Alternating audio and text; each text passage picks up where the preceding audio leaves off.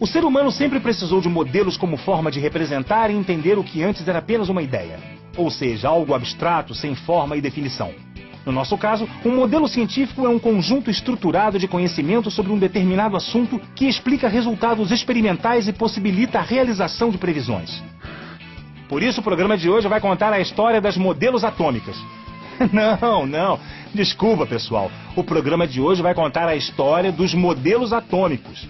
Se bem que um programa sobre as modelos mais bonitas, Naomi Campbell, Cindy Crawford, Kate Moss, Gisele Bündchen, não seria nada mal.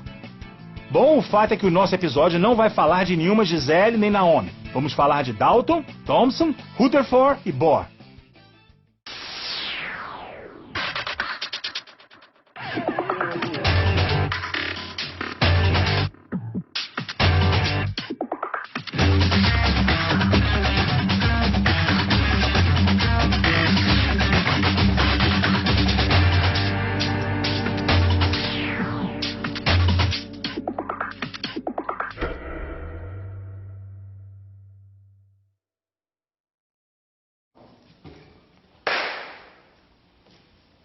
Kika, você tem que matar a bola verde e não a vermelha. Não, essa é a vermelha, a outra é a verde. Você tá enxergando bem? Eu tô, você que tá me confundindo. Shhh. Kika, se liga, o programa já começou. Um dos primeiros modelos atômicos da história recente surgiu em 1808. O responsável por esse modelo foi o químico, meteorologista e físico inglês John Dalton. Por sinal, Dalton não enxergava nada bem. Ele confundia um pouco as cores. Durante muito tempo, Dalton se dedicou ao estudo da sua doença sem chegar a grandes conclusões. Em compensação, popularizou o distúrbio da troca de cores, que em sua homenagem ficou conhecido como daltonismo. Mas antes de entrarmos no modelo atômico de Dalton, vamos entender a origem de uma palavra muito importante para o nosso programa de hoje: átomo. A palavra átomo nos remete à Grécia Antiga. Por volta de 450 a.C., os filósofos Demócrito e Leucipo formularam o conceito de que a matéria se desintegrava em unidades cada vez menores até chegar à menor unidade possível, que não podia mais se dividir. A essas partículas indivisíveis deram o nome de átomo. A, não, e tomo, partícula. De acordo com o modelo construído por John Dalton, o átomo era uma minúscula esfera maciça e impenetrável, indestrutível, indivisível e sem carga, ou seja, neutro.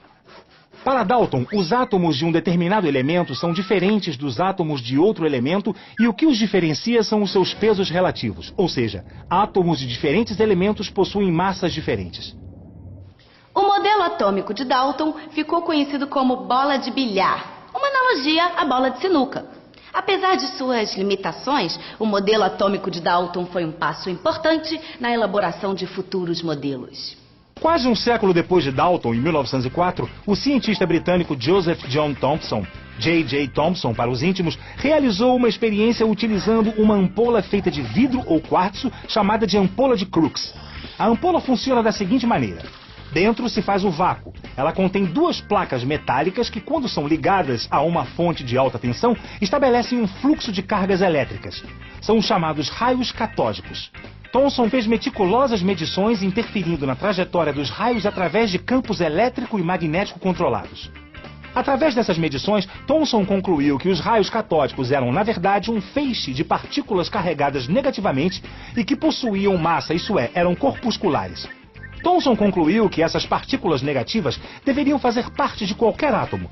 Posteriormente, os corpúsculos receberam o nome de elétrons. É por isso que Thomson é conhecido como o pai dos elétrons. Não é mesmo, Kika?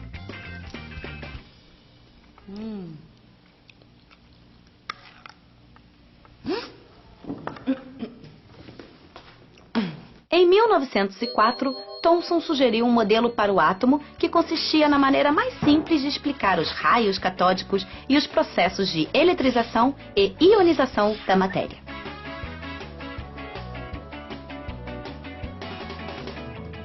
O modelo de Thomson foi denominado pudim de passas, onde a massa do pudim é esférica e de carga positiva e as passas são os elétrons de carga negativa. Na verdade, o modelo do pudim de passas tinha todas as fatias. Eu vou aproveitar e comer mais umazinha. Vamos voltar 10 anos no tempo para falar de um físico brilhante que cruzou o caminho de Thomson. Seu nome era Ernest Rutherford. De origem neozelandesa, Rutherford havia se destacado nos estudos. Tanto é que em 1894, depois de se graduar em matemática e física, recebeu uma bolsa para fazer uma pós-graduação na Universidade de Cambridge, na Inglaterra, onde passou a ser orientado por Thomson. No entanto, antes de se aprofundar no modelo do pudim de passas, Rutherford concluiu sua pós-graduação e recebeu um convite para lecionar na Universidade McGill, em Montreal, no Canadá. Foi professor da instituição por 9 anos, antes de retornar em 1907 para a Inglaterra, mais precisamente para a Universidade de Manchester. Rutherford se tornou um professor muito popular e amado por seus discípulos. E ele sabia escolher seus alunos e colocá-los para trabalhar como poucos na história conseguiram. Não é à toa que nada mais, nada menos que 10 de seus alunos receberam o prêmio Nobel. Em 1908, Rutherford analisava o modelo atômico de Thomson e se indagava se a matéria seria densa ou cheia de espaços vazios. Por conta disso, ele propôs um desafio a 2 de seus melhores alunos, Hans Geiger e Ernest Marsden. O desafio consistia no seguinte: Geiger e Marsden deveriam bombardear uma finíssima lâmina de ouro com partículas alfa de carga positiva emitidas pelo elemento químico polônio e depois medir o espalhamento dessas partículas. Rutherford notou que a maioria das partículas alfa atravessava a lâmina de ouro sem sofrer desvios, porém pouquíssimas partículas alfa sofreram grandes desvios. Assim, ele verificou que o átomo possuía espaços vazios, ou seja, ele não era mais maciço como Dalton e Thomson acreditavam. Rutherford concluiu também que deveria haver uma pequena parte do átomo com carga positiva, visto que uma pequena quantidade das partículas alfa de carga positiva sofreu grandes desvios. Portanto, essa pequena parte do átomo carregada positivamente, ou seja, que repelia as partículas alfa, só poderia ser o seu núcleo.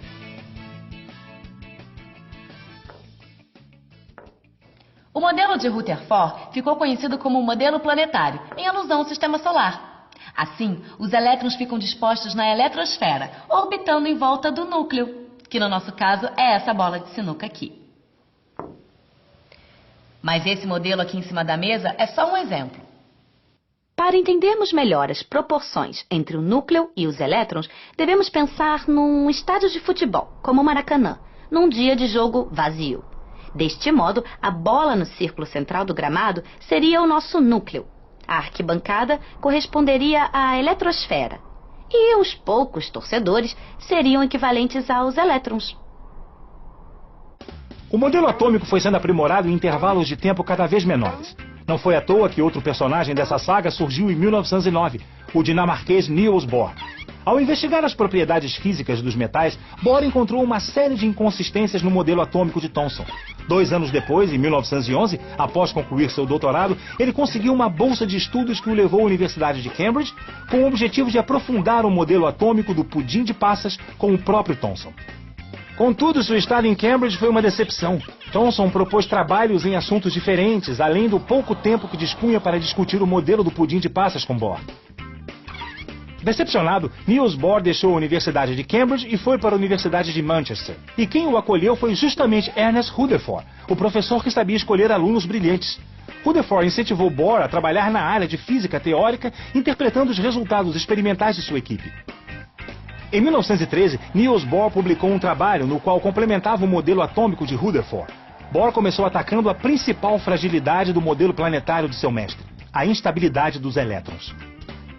Segundo o modelo atômico planetário, o elétron em órbita irradiava e perdia energia. Sendo assim, a trajetória do elétron seria uma espiral suicida em direção ao núcleo. No entanto, Bohr suspeitava que ocorria algo diferente com os elétrons. E é sobre isso que nosso especialista em mecânica quântica vai falar agora. O Niels Bohr era esperto. Ele conhecia os trabalhos de Max Planck e Albert Einstein e sabia que no mundo das partículas subatômicas reinava o comportamento quântico.